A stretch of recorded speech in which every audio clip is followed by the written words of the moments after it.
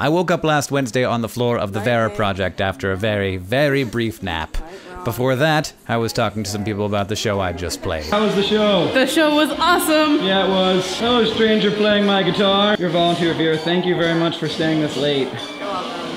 It was a fun show. I played Deathly Hallows 5 times at this show. 5 times. And I played it too. Before that, I was crowd surfing, and then before that, I was playing bass guitar, and then before that, I was watching Harry and the Potters rock out, and before that, I was listening to them tell horrible jokes. Hey, what house did Olivia from The Cosby Show get sorted into? That's so Ravenclaw. Before that, Kimya Dawson was giving me presents. I have accepted your gifts, Kimya Dawson. But before that, I was playing a show, though I spent most of my time talking during that particular show. How's the spit situation? Thumbs up. Okay, good. It's good. Plenty of spit. Before that, I was in the bathroom, and before that, I was getting ready for the show when Joe DeGeorge made the E.T. running through the cornfield noise. Before that, I was eating, like, the best sandwich ever. That is the best sandwich on the planet as far as I've ever experienced. If there's a better sandwich on planet Earth, I want somebody to tell me about it. Personally, I was not as impressed. It was alright, but I value structure in my sandwiches. No, boo! No, no, no, the sloppier the better. That's the key. That was half of the fun, really. Trying to battle that sandwich. Part of what I like about sandwiches is the handheld nature of them. We haven't actually told anyone what the sandwich was. No.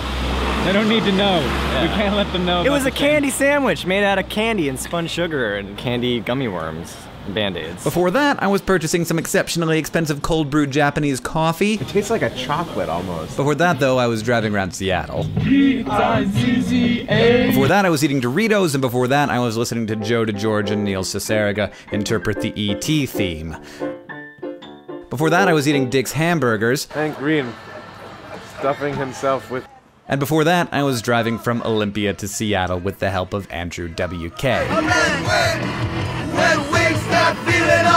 Before that, I was listening to Harry and the Potters in Olympia, and before that, I was playing my own show in Olympia, and then before that, I was washing down a corn dog with water from an artesian well, and just before that, I was eating a corn dog. And before that, I was sleeping in the house of an amazing artist, Nicole Georges, who drew some kind of amazing E.T. art on Paul and Joe's shirts, and then before that, we were packing up the van. Before that, we were playing some music in Portland, and, you know, before that, I was getting off a plane from Missoula, and I didn't take any footage of that. The time I spent in all of those places was so brief and so fast and so intense that I didn't have very many thoughts from them. But now, with a bit of perspective, I have some pretty serious thoughts. That we all need to get out and live life as much as we can, that the amount of happiness we have has very little to do with the amount of money that we have, and that the amount of awesome per person seems to be universally pretty high. It was a pleasure to meet all of the people that I met in the last week. I had a blast, and if you came out, I hope that you had a really good time too.